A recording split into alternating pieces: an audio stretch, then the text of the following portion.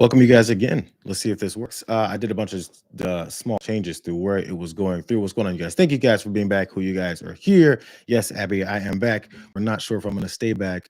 It could be something through this particular channel versus the streaming service that I was using. We're going to figure all that out, and I'm going to be sending a very strongly worded letter to these folks.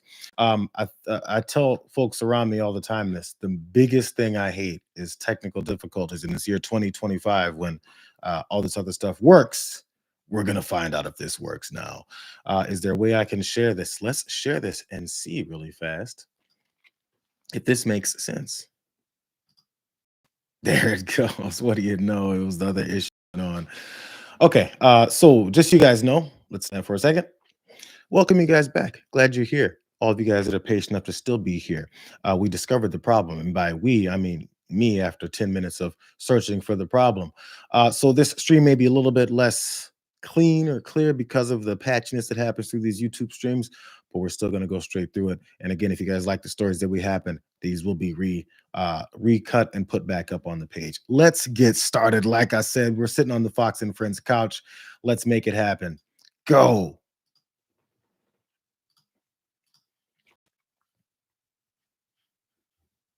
But Mr. But President, now I'm doing something that I'm having such fun with because I'm helping people. I've made Washington D.C. Just an incredible place. In literally 4 days, I have friends that say they're going out to dinner. Did you see what's happening with the restaurants? They're bursting. They were all closing and going bankrupt. I mean, it would be. It would be great. Yeah, there's a guy named Sean Hannity. He might take a very lovely young lady that he knows very well to dinner in Washington, and they don't have to. And she's sitting right next to you, by the way. That's right.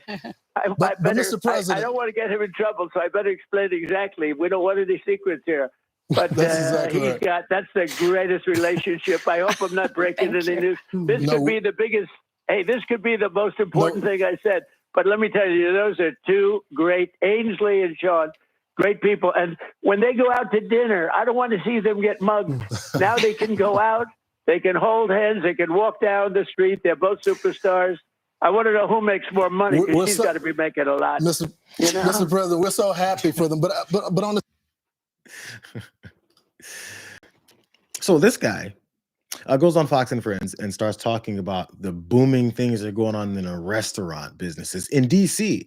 There's a reason that he said that. I'm gonna get to the Ainsley Earhardt, Sean Hannity stuff that was very uncomfortable. If you can see the look on her face as he went through it, like an old grandpa trying to tell all the news of everybody's business on the air. But first, he said what he's bringing down in Washington DC is all that crime, and people are going out in the restaurants and it is booming. I tell you, it's booming, bro. That's all that he can think about, because the reason he said is because in reality, the number of people eating at restaurants in Washington, D.C. has plummeted since Trump deployed federal troops to the city. That's according to data as the president's purported crackdown on crime continues.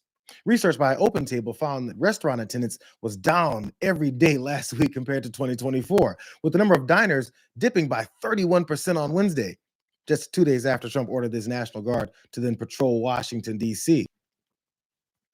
Restaurant business is booming. He can't wait for Sean Hannity and Ainsley Earhardt to go out to more restaurants and not get mugged, because, that's what was happening to them every time they went out. More. Data from Open Table shows that the number of people making online reservations dropped by 16% on Monday compared to the previous year as well. The number fell by 27% on Tuesday and 31% on Wednesday as military vehicles and armed troops were deployed to the city. Weird how people lose their appetite when they got people walking around with long guns and threatening to arrest them and punch them in the face with masks on them. More. Metropolitan Washington Summer Restaurant Week from 2024 was from the 12th to the 18th of August.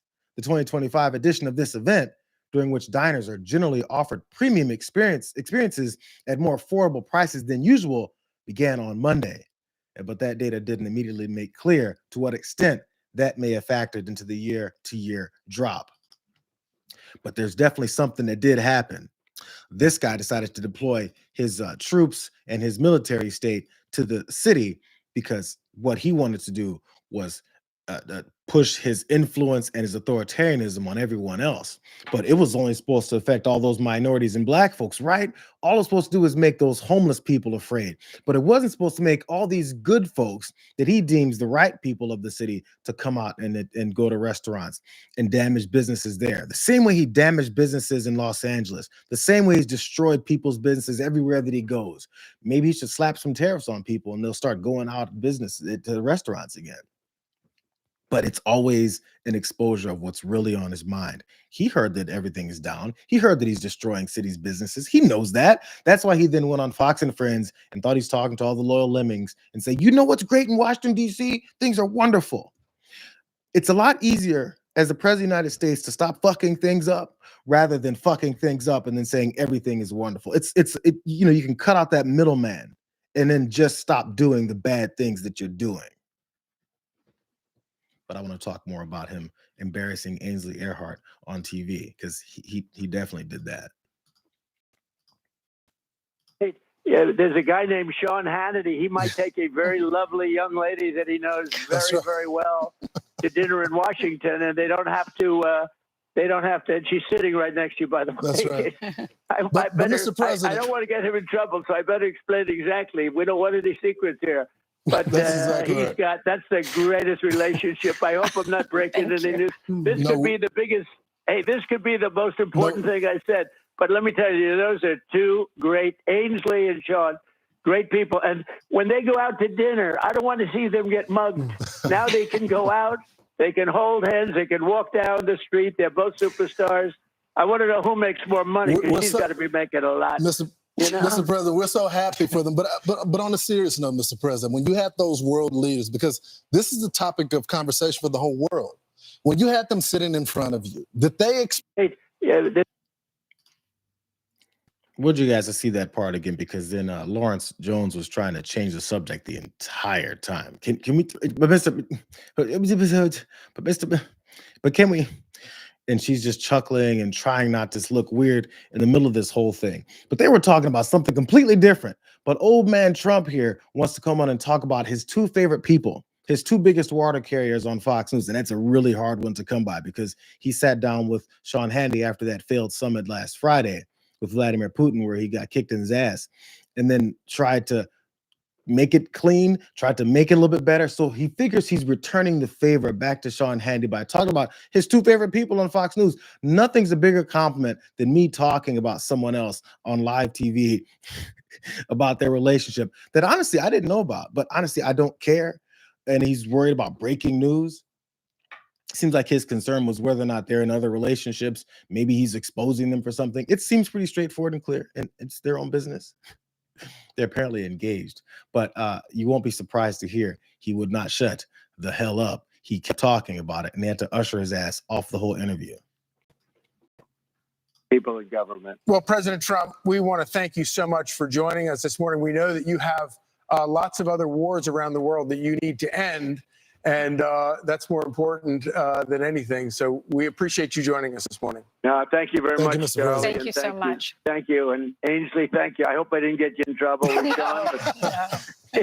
No, we appreciate your support. I'll say it. I like this. It's a great couple. We love them. Have a good time, everybody. Congratulations for yesterday. Thank you, Mr. Trump. Thanks, sir. Thank you all very much. The 45th and 47th President of the United States giving us some breaking news on what took place in the room there. Apparently, the breaking news was about the engagement between Ainsley Earhardt and Sean Hannity. That's the breaking news. I think she was worried that he was going to say that the president, 45th and 47th president, is talking about your relationship. It's just embarrassing. Honestly, it didn't harm anything. It's fine, except it's a little embarrassing for these folks that we're supposed to be talking about something else completely different. And the fact that this guy's brain is on that is any other distractions he can come up with when so many bad things are happening around him. I feel like I haven't talked about it in like a week, though. Yeah, his tariffs and his economic policies are still destroying the country. Yes, your prices are still going up. Yes, it's going to get worse. He's just left and detached that entire event because there's one thing that he really, really doesn't want anyone else talking about. But Chris Murphy was talking about it on the Sunday shows. I'm glad he brought it up since we're talking about DC and his invasion.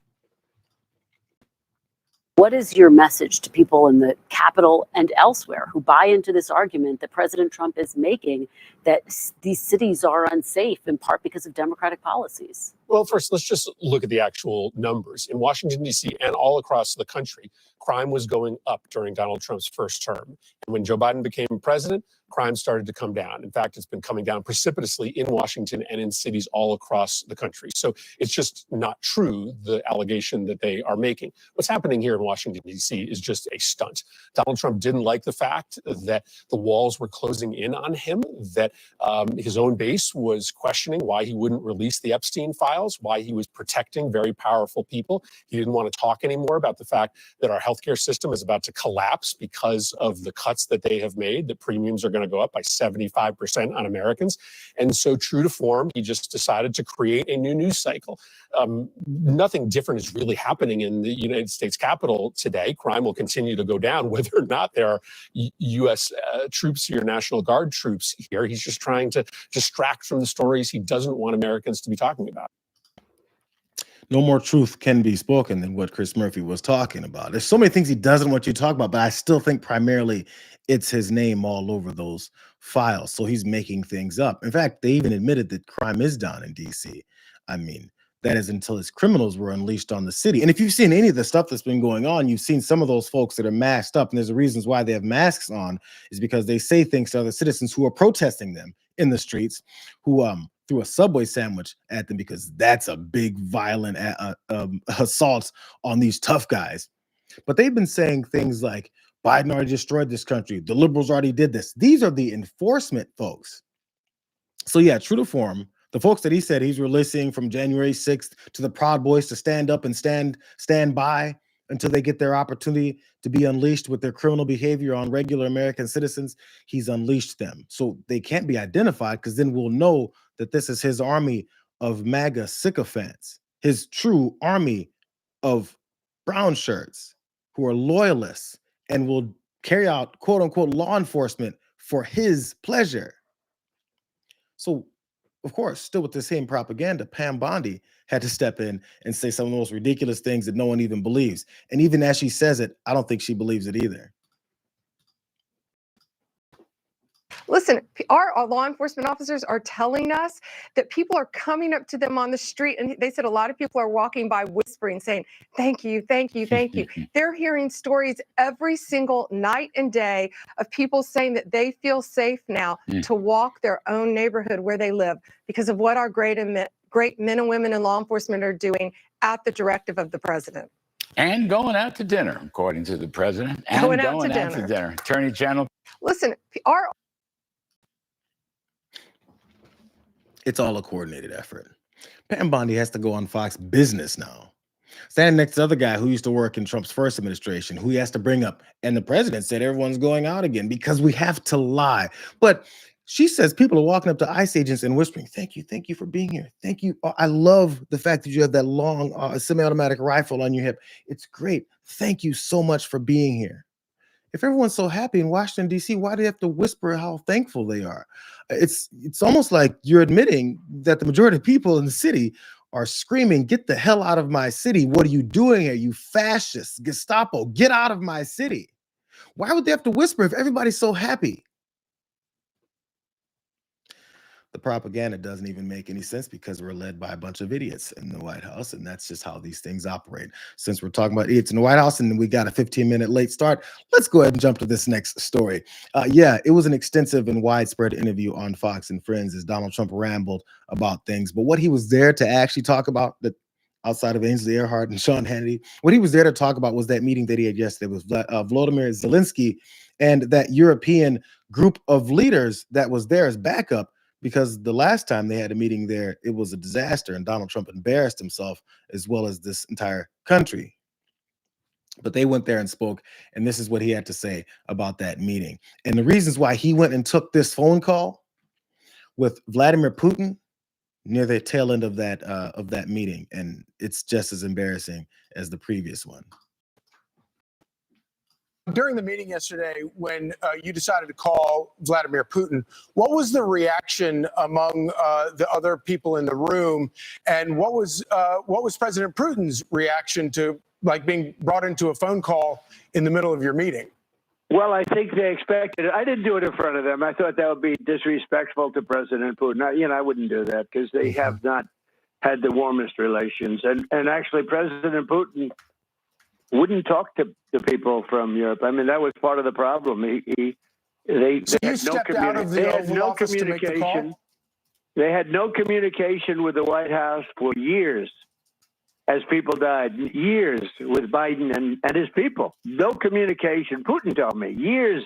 It was years that he didn't speak to anybody from the White House.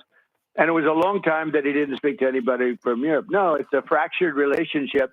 And when I came in, I always had, despite the Russia hoax, which truly was a very dangerous thing for our country, but despite that, I maintained a very good relationship. I mean, you saw that when he got off his plane, I got off my plane. There's a warmth there that you can't, there's a decent feeling. And it's a good thing, not a bad thing. People would say, oh, that's such a terrible thing. It's not a terrible thing. You know what? We've got the most nuclear weapons in the world and the most powerful. He's got second. So can you describe for us how that happened? Did you just announce that you were going to go into the other room to make the phone call, and then you got up and left and then came back? I think they sort of knew I was, at the end of the meeting, I was going to call President Putin, and President Putin expected it, and he was there. Now, by the time I called him, it was 1 o'clock in the morning in Russia. Russia's a big place. They have 11 time zones, I believe, 9 or 11, but I think it's 11. But think Mr. of it, President, 11 time zones. That's a lot of time zones. So it was late. It was like 1 o'clock in the morning, but he picked it up very happily. Sure, he works very hard, like we all do. And what a chump. What a little baby chump. This guy left another meeting that he's supposed to have with the leader of the country that has been invaded, that he and his administration still refuse to admit that Putin invaded the country, even though everyone saw that happen. But he didn't want to disrespect Vladimir Putin by having a phone call conversation in front of the people that he attacked. Just, I know it already sounds bad, but think about it fully. He didn't want to disrespect the guy who's a wanted war criminal, who's been part of kidnapping children and taking them out of their homes, who's been killing people indiscriminately, who's been doing that in a country that he invaded. And as they're trying to talk about it, he didn't want to disrespect him because he knows that they're having a fractured relationship. What might they have a fractured relationship over? The fact that you're helping the guy? The fact that you're carrying his water and telling the same talking points that he wants you to talk about? This happened after Donald Trump got punked. This is after that red carpet rollout, when they then left their private meeting that no one else gets to see in front of the Oval Office and in front of White House cameras. And then when Zelenskyy calls and he doesn't go, here, shush, Vladimir, I need to go talk to Zelenskyy. I can't have you listen to it, though, or else everyone will hear what we're talking about. Covert operations in front of everybody. And for some reason, he still thinks it's covert. Everyone knows it. He said, Vladimir Putin expected me to call him. Daddy said, when that meeting's over, I want you to tell me everything that's going on so that I can tell you what you're supposed to do next. He doesn't know how much of a little chump he looks like. He has no idea. How does he not know that? He did get caught on a hot mic, though, talking about how much Vladimir Putin loves him. Yeah, I think he set up a trilateral, you know. So. I think he wants to make a deal for me. You understand that? As crazy as it sounds. Hey, sit down. Sit down, everybody. You hear a little whispering? He was caught on a hot mic. This is, of course, yesterday also after that meeting. But he thinks Vladimir Putin really wants to make a deal for me. He told me I'm his friend. He told me he likes me. He said he likes my face. He said he likes the way I blend my makeup right on my back of my ear and my chin, where you can see that deep, dark line. He said he loves it. He said I won the 2020 election. He also said that the reason I lost the 2020 election is because of those rigged voting machines and also the mail-in voting. These aren't even things that are easy, that are hard to see the buttering up that's happening. But this dumb fuck just laps it up. I think he's going to do it for me. It's weird. Do you think he was doing this for you too, Donnie? Now, by the way, there were some people who saw this online. They're like, this isn't a big deal. Isn't it a good thing that Putin wants to end this war for Donald Trump? Well, if Putin wanted to end the war for Donald Trump, as Donald Trump thinks, this wouldn't have been happening just yesterday. Ukraine's Air Force reported a major Russian attack on Monday night and into Tuesday morning. That's weird. That's like, no. The largest overnight barrage for weeks, coming while Ukrainian President Volodymyr Zelenskyy met with Trump and a delegation of European leaders in Washington. The Air Force said Russia launched 270 drones and 10 missiles into Ukraine, of which 30 drones and 6 missiles were intercepted or suppressed. The Air Force reported the impacts of 40 drones and 4 missiles across 16 locations, with debris reportedly falling in 3 locations.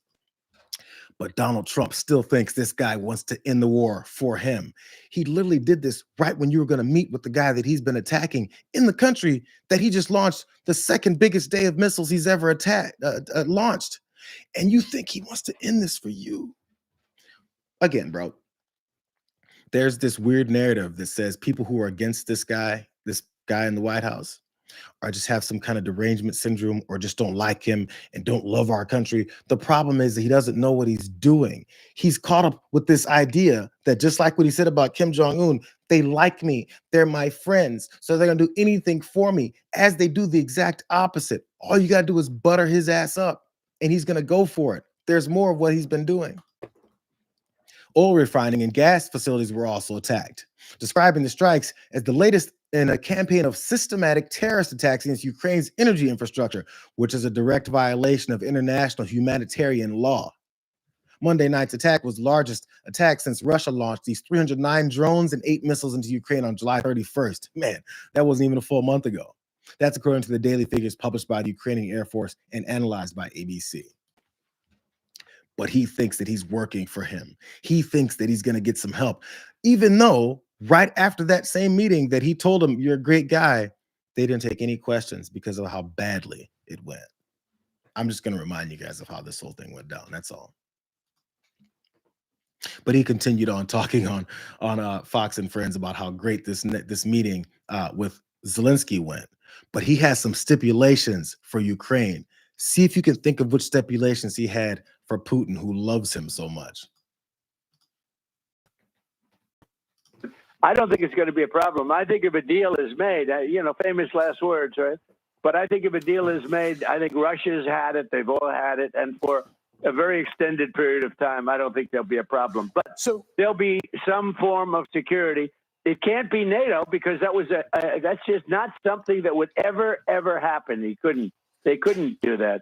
So who would want that? I mean, if you were Russia, who would want to have your enemy, your opponent, sitting on your line? You don't do that. So it was always thought that Ukraine was sort of a buffer between Russia and the rest of Europe. And it was a big, wide buffer. Everything worked out well until Biden got involved. I don't think it's going to be a problem. More of the same language. He said, if you were Russia, why would you want Ukraine to be part of NATO? You're right. If you were Russia, but the problem is, Donnie, you're not Russia. You're not Vladimir Putin. You just work for him. How does he not see that he's speaking for him? Like, he said this on TV, and nobody that sat there in that couch went, shush, shush, shush, yo, Donnie, shush, shush, shush. This makes us look really bad. We're still kissing your ass. This makes us look bad now that you just said you're working for Vladimir Putin. As we're seeing him literally attack the country that you're talking about, you don't want him sitting right across from as this buffer between you and Europe that you don't want to sit right across from, because why would you want your enemy there in NATO? There's a reasons why they're his enemy, because he attacked them.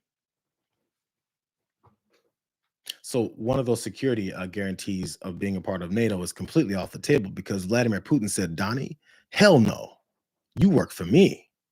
You don't work for the best interests of anybody else. What's wrong with you? So there is this guy that was once supposed to be the attorney general for this administration, except, they found out about his dealings and dabblings with 14 to 17-year-old girls. And this guy's name is Matt Gaetz. You won't be surprised to hear what his solution might be to end this war. Remember, we just talked about Donald Trump saying NATO would be off the table for Ukraine, because that'd be a problem for Russia. I've got an idea. Offer NATO membership to Russia. Of course, for this carrot, Trump would need to get everything he wants out of Putin regarding the end of hostilities, economic cooperation, and territorial disputes. Before you suggest I'm crazy for thinking about NATO and Russia as partners, the idea has been floated by foreign policy thinkers on the right and left for some time. In 1997, the Senate Foreign Relations Committee held a hearing on NATO expansion. President Clinton's Secretary of State Madeleine Albright reflected on groundbreaking cooperation between NATO and Russia. The thinking prevailed that we had to expand NATO and encircle Russia. We learned that an animal backed into a corner can lash out. We chose encirclement over cooperation when people were saying cooperation could be part of our forward-looking path with Russia. Michael McFaul was President Obama's ambassador to Russia. In 2006, he wrote an article titled, "Why a Democratic Russia Should Join NATO." Again, this reinforces that NATO membership is an earned reward, not an entitlement. But why not give Russia a chance to earn it? NATO membership for Russia isn't coming tomorrow. But to make peace, everyone needs to give up something and get something. Everyone needs to feel safer in peace than at war. Making war is easy. All you have to do is attack. Making peace is hard. But at least the Trump administration is making progress. We believe that progress could and should ultimately lead to NATO expansion to Russia if everyone behaves. That guy spoke for almost 5 minutes about breaking his case. He went to Madeleine Albright. He went to McFaul's points. He went to some other Republican senator from the early 2000s about all their points about adding Russia to NATO as a peace process. But he's still carrying the same talking points. If there's a theme here, and we're going to get to another guy who's pushing the same thing, and it starts with Donald Trump because they have to follow him. They're the lemmings under the lemming, right? So they have to push these same talking points. Russia was getting circled, but you can't choose encirclement over these guys. Of course, they're cornered and they're going to fight back. What you have to do is reward them for their constant aggression. And the way that this guy has been running the country, going after any of his neighbors that he wants to and saying he's going to take over more countries. Weird, though, that they keep accepting that. Why is aggression something that they're willing to reward? Because it's aggression from this guy. Because they were definitely aggressive towards Zelenskyy. They're aggressive toward anyone else that they're saying are terrorists all across the world and have any kind of interest in preserving their countries. But this guy who's expanding and trying to take over other countries, invading them, which they won't even admit had been invaded, we're supposed to offer some more carrots and just give them things. And sooner or later, he's going to stop, right? After he has everything that he wants. But by the way, what is it about that? His points about Russia and them being maybe peaceful and want to be added to NATO. There is some history behind that. And I was like, I don't know much about that. So I did this weird thing. I read. And when I read, I found this out. The North Atlantic Treaty Organization, otherwise known as NATO that we're talking about, was created in 1949 in the aftermath of the Second World War to counter the Soviet Union. While NATO worked to establish a partnership with Russia following the end of the Cold War, this is the best part, all cooperation ceased when Russia annexed Crimea in 2014. So when there's peaceful things are going on, they're offering these opportunities to be in NATO. But, every time there's some kind of offering of peace in NATO, it was weird because, Putin did this thing and he didn't cooperate. Here's more. Here's more. I read this too. During President Vladimir Putin's time in power between 2002 and 2008, NATO and Russia participated in the NATO-Russia Council, the formal meetings of which came to an end. Here's another good part. Amid Russia's military action in Georgia in 2008. So now NATO's website states the Russian Federation is the most significant and direct threat to allies' security. This is the thing, bro. Matt Gaetz says as long as we offer them all this stuff, they'll be great, except it's been offered. He pointed out it had been offered in the past. He just neglected the part about how Russia didn't cooperate enough to be involved because they don't want it. Because the biggest threat to, Russia doing the things that they're doing under Vladimir Putin is, other folks stopping them. Again, the theme is from these folks, these MAGA folks who worship, the only people they worship more than Donald Trump apparently is Vladimir Putin. Because Jesse Waters had a point to make about what it is that we should do about Vladimir Putin. Remember, Matt Gaetz said that we should offer him membership into NATO. This is what Jesse Waters, who thinks a lot, had to say. Mr. President, did y'all discuss any land swaps yesterday? Because There we go. Sorry, multiple mistakes today. Here's Jesse. These oligarchs want their yachts back. I always like to ask when Jessica's here, not you, Harold, what is the Democrat plan? Because right now they're saying armchair quarterbacking, you can't for his naked aggression. So he can't land he won on the battlefield. Okay, how are you going to get Vladimir Putin to relinquish the land he won in battle? The United States won lands in battle. We didn't just give it back. No country gives back land they win in battle. That's what this is all about. You have to reality, and that's what these Democrats are doing. Borders change all the time. You can't go back to the borders that Ukraine had. Think about Germany. It used to be the Prussian Empire. Then it was the German Empire. It expanded, it contracted in the world wars, and then they divided it in two, and now it's reunited. And they can't do this to Ukraine? Come on, that's ridiculous. Trump's just... Do you know what Jesse Waters is advocating here? I mean, it's simple, straightforward what he's advocating. More of this takeover of other people's countries, colonization, and just defeating people and then saying, this is mine. This is from this guy who was apparently an American. And I guess if somebody runs up in his house, kicks the door and says, this is mine, Jesse, and gets to shooting people, then apparently that's theirs. What are you going to do? Tell them to get out? But you can go and run up in any country that you want, as long as you're one of these terrorist white guy leaders, and kick in doors and say, this is mine, damn it. And I'm going to get the backing of someone else who thinks just like me. His name is Donald Trump, and we're going to do the same thing. This guy came into office, Donald Trump, talking about taking over Canada and taking over Greenland and kicking down doors. And where else was he going to go? Central America. He was going to go to the Panama Canal. He's going to take over everything, because that's how these guys think. But anytime you talk about how these colonizers and how these people destroyed other folks' lives, and then whenever there was indigenous folks in countries that they came in and murdered on indiscriminate levels, then you're being mean. How dare you say that about our founding fathers? How dare you say that about people that came here and said they discovered new worlds? It's the same mindset. These folks are repeating who it is that they are.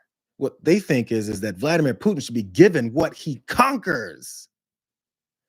But, you know, that's how they think. And that's why Donald Trump is leading them. Here's the last stupid thing Donald Trump said about the potential agreements between Zelenskyy and Putin. Again, Zelenskyy and Putin. This is part of the whole deal that he was supposed to have broken down and have straight out outside of that ceasefire that he's since abandoned, is this bilateral talks between them two. This is what he had to say about how great that's going. First meeting in Alaska. It's just been days since that meeting, and then you had the meeting yesterday. In the course of having these negotiations, what has surprised you the most between Zelenskyy and Putin in terms of their strength or weakness of their position right now? Well, I think the fact that maybe they're getting along a little bit better than I thought. Otherwise, I wouldn't have set up the 2 meeting. I would have set up a 3, a trilateral.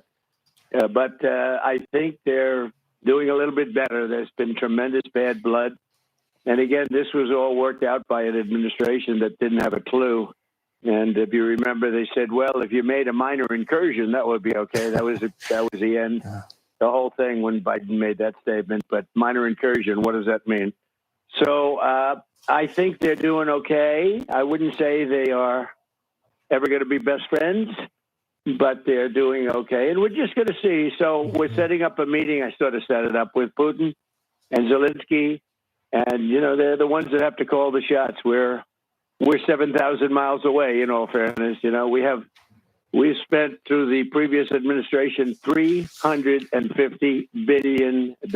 Europe has spent a lot, also $100 billion, but it should be reversed if we should have been in for anything. But it wouldn't have happened, so that would have been much better because so many people died. This is the biggest bad situation since World War II. There's been nothing even close. So the main thing you can take from that, outside of all the rest of that rambling, he went to every other aspect, but he has to toss in there. The previous administrations have done so many bad, he has no idea what anyone else did. But what he really wants to point out is the relationship between Zelenskyy and Putin I mean, they're getting along. It's getting a little bit better. I mean, I think it's getting a little bit better. I mean, they're okay. The problem is that I mean, the thing is that I've added them to this group. They're supposed to have meetings now. Do you guys want to know how good things are going between Zelenskyy and Putin, and how well Donald Trump is doing with putting this meeting together? Because I did some more reading. Trump, Zelenskyy, and European leaders all confirmed their support for a direct bilateral meeting between Zelenskyy and Putin. By the way, it's Trump, Zelenskyy, and European leaders said this. A proposal that the Russian president has repeatedly dodged. Weird, he's not agreeing to it. Such a meeting will be followed by a trilateral meeting between Trump, is what the president said. Zelenskyy said Ukraine is ready for a trilateral discussion. Trump remarked, I think it's going to be when, not if.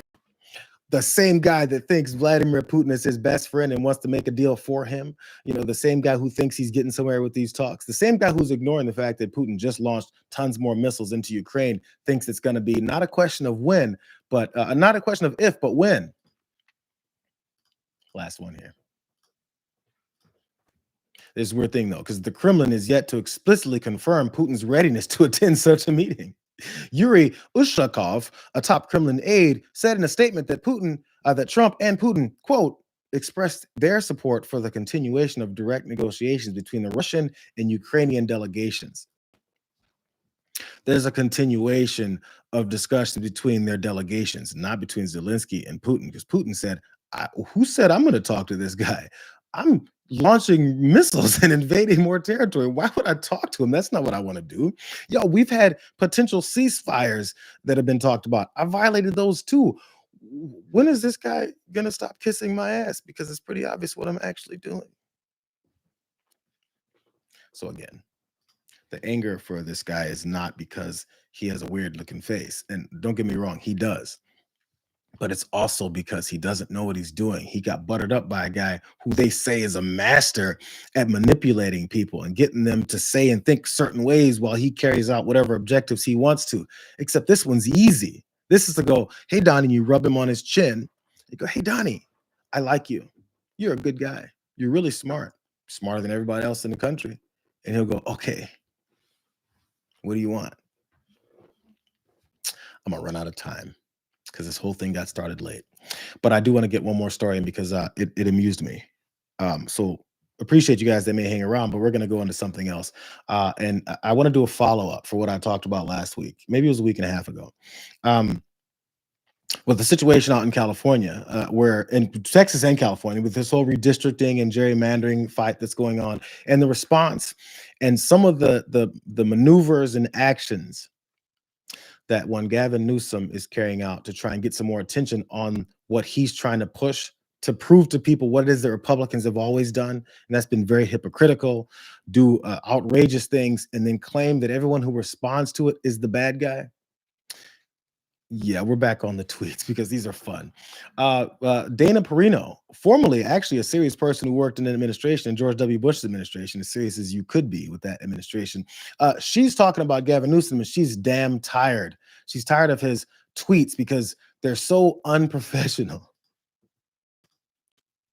The other thing is, or the debate, the other thing for me is that for the last week, Gavin Newsom, and why am I giving him advice? You have to stop it with the Twitter thing. I don't know where his wife is. If I were his wife, I would say, "What? You are making a fool of yourself. Stop it.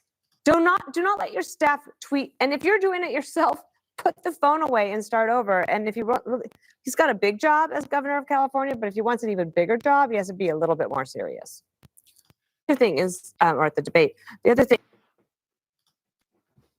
What bigger job is she saying Gavin Newsom wants? Obviously, everyone knows that he's going to run for president at some point. But there's this guy who's already the president. In fact, he's in his second term of destroying the country. And who he's mocking is that guy. But if she were his wife, where is he? Where is she? Then she would tell him to stop it. Where's Donald Trump's wife? Matter of fact, the best part about this is every time that they complain about what it is that's coming from Gavin Newsom's it's Governor Newsom press office Twitter machine. And every time they say something ridiculous that they're not getting, they continue to troll them. So now they responded to Dana Perino, said almost a week in, and they still don't get it. That's being told to you directly. This guy is showing you, he's exhibiting in a normal state what it is that we've gotten so accustomed to from this clown president. So if Gavin Newsom is making a fool of himself, which this would be if he was serious, so is Donald Trump, and he is serious, except as he does it, he's destroying things because he's stupid. That's just how it works. So this is somehow, the purpose is to illustrate to you how bad this looks if someone's serious were doing it. And it's a great opportunity because there is someone that thinks he's serious that's doing this. He tweets like this, and he thinks that that's like effective, but it's effective amongst a bunch of idiots, which is why Newsom is showing you this. There's someone else that was upset about all this is going on too, because who else that Gavin Newsom's office was trolling was his name is Scott Pressler, and he's a MAGA guy. And in his response, and as he's talking about how he wants to get up some more Republicans in the state of Pennsylvania to be registered to vote and they can get their numbers up, Governor Newsom's press office said, "Thank you, Nancy Mace." Of course, making fun of him. And Tommy Lauren responded to that and said, "New lows unlocked by Gavin Newsom and his team of losers." She's so mad about this. She even got more upset, and she responded further. And she goes, "You're kidding me, right? Your state and your bullshit governor rant and rave on a daily basis about protecting gay people, and you're really going to use your official press office account to troll a gay conservative and call him a woman?" Tommy Lauren is mad. She's mad that Governor Newsom's office, it's not even him tweeting it, is doing the same thing that all of these hateful Republicans have always done and somehow get some support. And they say, you have to start appealing to the MAGA folks. Well, apparently what they are appealed to is stupid shit. So that's what they're tweeting, except they're making a point. They made another point after Tommy said all that. She was very upset. So in response to that very upset tweet, again, Governor Newsom's press office says, "You sound woke." Oh man, their hair is on fire. If you take their own language and use it against them, they may begin to become the snowflakes that they claim everyone else is. If they start to feel the effects of the things that they usher in and say, "Cry some more, snowflake," they start crying. And every time that they accuse everyone else of doing what it is that they do on a regular basis of destroying people's lives and becoming an authoritarian force in our country, they go, "Look at this guy becoming an authoritarian force." Except every time they said about other folks, it was about Joe Biden, who was apparently too sleepy and too old to do anything. But they just say it because that's for political expediency. That's why they did it. Let's have some more fun about the people that are mad about the way that these tweets and posts are coming out. Here's Trey Gallagher. Guarantees. That's just the bottom line in all of this. Gavin Newsom, meantime, posting this on X, Liz, using all capitals, of course, trying to mock Trump, use Trump style. He's been doing this for a while now. He says, quoting, Trump just fled the podium with Putin. No questions, nothing. Total low energy. The man looked like he'd just eaten 3 buckets of KFC with Vlad. Admit it, Donnie J. You're terrified because this was the worst week of your life because of me, Gavin C. Newsom. I think he's trying to be funny. I don't know what he's trying to do, but it comes across as childish. And you're the governor of the biggest state in the union. What are you doing? Honestly, I feel like he's trying so hard to be Trump, but he's coming off like Kanye West. He seems absolutely insane. Guarantees. How did they not get this yet? No, they literally posted, "It's been a weekend. How do you not get what's happening yet?" Does he know that he's being so childish? They even said he sounds just like Trump. Don't they know that he sounds childish? Yes, bro, you're so close. Matter of fact, they responded to Trey Gallagher too. Bird Brain Trey Gallagher, a so-called Fox News host that nobody has ever heard of, says my posts are, quote, childish and unbecoming of a leader. Can you believe it?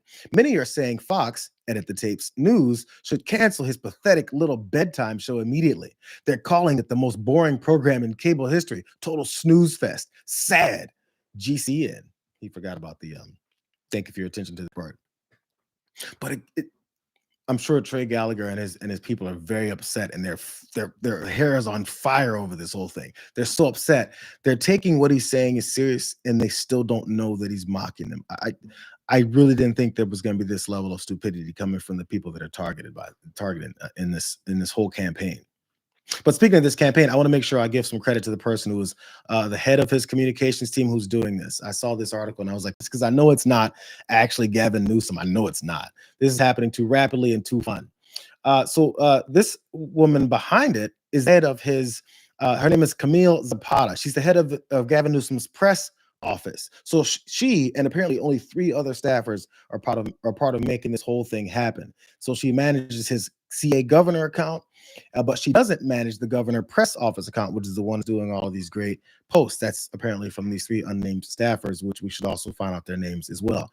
She's only 29 years old, and she says she knows that most of her generation gets their news from TikTok and social media. She said her small but mighty team of 3 is chronically online, and they follow pop culture. So she knows the way to get on this. But the one thing I really want to point out, because I want to make this about me a little bit. She graduated from the University of California, Santa Cruz with a degree in cultural anthropology. And according to her Instagram profile, she's also a graduate student at one University of Southern California, the best university in the country, in case you guys didn't know that. USC Annenberg. Loved it over there. But I do want to give some credit to Camille Zapata. Great work, and folks out there are finally feeling the effects of what it is that stupidity looks like, except he's mocking you. I mean, I thought they knew what trolling was. He's just joking, bro. That's how he connects to the young people. All that is said because they apologize for the racist that's in office now, because they acted like it really wasn't a big deal. But it is being effective. Let's look at this.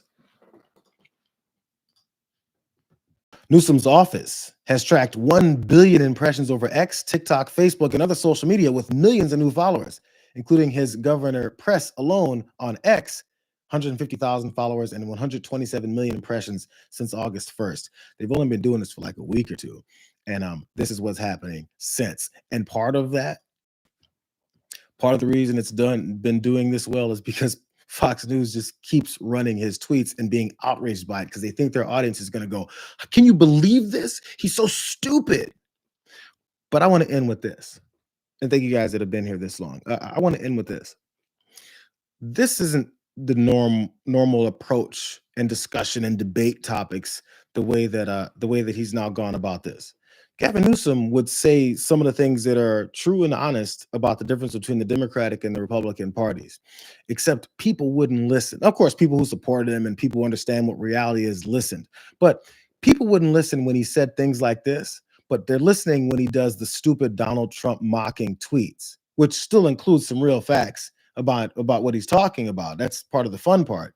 But when he says things normally, our country has been dumbed down so much. This is the type of stuff that we've ignored, and it would have helped us to actually take it in before they voted for the guy who's in office now. Since 1989, the end of the Cold War. Yeah. In the United States of America, there's been 52 million jobs created. There have been 3 Republican administrations, 3 Democratic administrations. So it's fair to say, how'd we do? Republican administrations, Democratic administrations. Since 1989, the end of the Cold War, to the end of last year, 52 million jobs. And you'd say, well, it's maybe 50-50, maybe Republicans on the basis of your entrepreneur friends. Republicans probably did 60% of those jobs were created. Well, 50 of the 52 million were created under Democratic administrations. 1.9 million jobs created during Republican administrations. You look at the last 3 Republican presidents, they have one thing in common: recessions. During the last administration under Joe Biden, created 16.6 million jobs. And I know a lot of those were COVID jobs, but he blew past that after 18 months. He created 8 times more jobs in the last 3 Republican administrations combined. But this economy does better. Job creation thrives during Democratic administrations, but perception is exactly what you said. Yes. So you gave me the logic. I know. But the brain isn't orientated towards logic. It's We're narrative. Where's the economy in this country? Why are we the 4th largest economy in the world? We have 4 of the top 7 market cap companies in the world. NVIDIA just came with $4 trillion market cap. We dominate 32 of the top 50 AI companies are right here in California. We dominate in every key industry. We're the biggest manufacturing state. We dominate, name an industry, California dominates. So why are entrepreneurs Big so pissed blue off? state. Why are entrepreneurs in your state Exactly. pissed off? 71% of the GDP in this country are blue metro counties. Elon left, you went to Texas. He said left that's and a came better- right back. Where's Grok? Where's his R&D headquarters, world headquarters? Where are the vast majority of his jobs for SpaceX and Tesla? He did that because he wanted to make a buck so he can avoid capital gains and avoid income tax as he cashes out on 20 years of largesse by the taxpayers in California that created a regulatory environment that created the industry because of our vehicle emission standards and subsidized that industry with billions and billions of dollars of taxpayer money to make Elon rich. And then he turned his back so he didn't have to pay capital gains. That was way too much of normal, intelligent, factually based speaking. That's what we don't listen to in this country. For some reason, we don't listen to that. We would rather listen to all caps tweets about someone being a dummy and your favorite president, and that guy has Pocahontas and that name and the third name. That's what resonated with this country. That's not a new video. I saw that years ago. That's normal speaking. That's factually based speaking. But we've been told that anybody who says anything intelligently is out to get you. But if you say something dumb and still then reach around and take someone's wallet, that's the way to go. Go USA. And Donald Trump walked in. He's the master of stupidity. So now that Gavin Newsom has people that are mocking his stupidity, the stupid people who took the stupid stuff to be regular and normal are losing their minds. How could you? That's the state of this country. That's why we're going downhill. That's why we are, dumb. All right, that's it, you guys. I was frustrated. Such a choppy day, you guys. I know the quality isn't as good because I had to go straight through YouTube. I'm going to figure this whole thing out, see if we can get a better one going tomorrow. I'm not sure if these clips are going to look so great now that we don't have the same capabilities that we usually have on the back end, but glad to see you guys. Appreciate you. We'll try again tomorrow. It'll be a Wednesday. It's the middle of a hump day. Middle of the week. We'll get going. You guys go ahead, say hi to John over there at TDR, those of you that hung around that are going that way. But I'm glad to see you guys. Maybe we'll catch you guys tomorrow. We'll do better then, though, huh? How about that? Appreciate you. See you.